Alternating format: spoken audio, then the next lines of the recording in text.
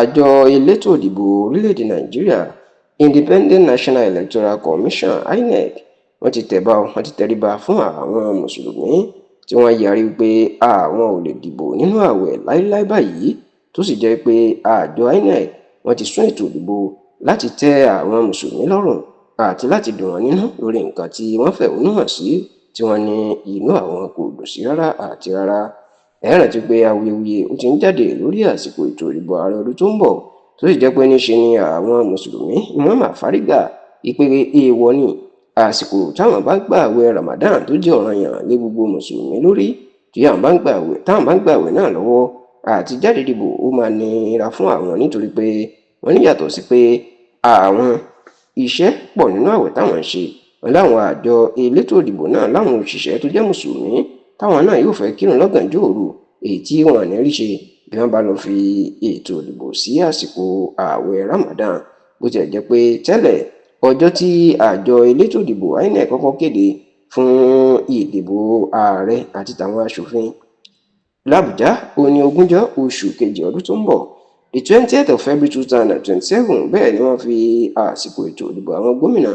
àti àwọn aṣòfin ìjọba ìpínlẹ̀ wọ́n fi tiwọn sí ọjọ́ 6 ní oṣù kẹta ọdún tó ń bọ̀, the 6th of March 2027. Ṣùgbọ́n tó jẹ́ pé ní kété tí wọ́n kéde yìí, igbákejì ààrẹ tẹ́lẹ̀ lórílẹ̀‐èdè Nàìjíríà tó tún jẹ́ olùdíje fún ipò ààrẹ lábẹ́ ẹgbẹ́ òṣèlú People's Democratic Party lásìkò ètò ìdìbò ààrẹ ọdún 2019 àtọdún 2023, ìyẹn Alhaji Atiku Abubakar inú kọ́kọ́ yarí tó pè àkíyèsí àwọn àjọ INEC pé àsìkò ààwẹ̀ Ramadan ó ní àsìkò ètò ìdìbò ààrẹ tí àjọ INEC tán kéde tí wọ́n fi sí, bẹ́ẹ̀ ènìyàn ní kí wọ́n tètè lọ sún ètò ìdìbò náà. Lẹ́sẹ̀kẹsẹ̀ ní oríṣiríṣi àwọn ẹgbẹ́ mùsùlùmí iná ti bẹ̀rẹ̀ sí ní máa faraya, lára ẹ̀sìn ní ẹgbẹ́ tó ń jà fẹ́tọ̀ọ́ mùsùlùmí ni ìyẹn Muslim Rights Concern (MURIC) lábẹ́ ọ̀jọ̀gbọ́n Ishaq Lakin Akintola lábẹ́ ńṣe ni àwọn náà fọ̀rọ̀ síta láti tako ilé yìí ní pé àwọn ò lè dìbò nínú ààwẹ̀ Ramadan, tó sì jẹ́ pé ọ̀pọ̀lọpọ̀ àwọn ẹgbẹ́ nínú Islam ni àwọn náà tako àsìkò yìí. Ṣá o,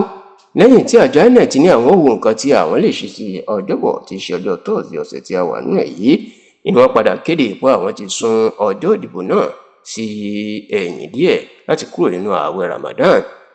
Nínú àtẹ̀jáde ẹnusọ àjọ INEC Malam Mohammed Haruna tó fi síta, inú ti jẹ́ kó di mọ̀ pé lásìkò yìí tó dìbò ààrẹ àti tàwọn aṣòfin l'Àbújá wọn ni yóò wáyé ní ọjọ́ 16 nínú oṣù kìíní ọdún tó ń bọ̀, the 16th of January 2027, tí ètò ìdìbò àwọn gómìnà àti tàwọn aṣòfin ìpínlẹ̀ yóò sì wáyé ní ọjọ́ 6 nínú oṣù kejì ọdún tó ń bọ̀, ìyẹn the 6th of February 2027.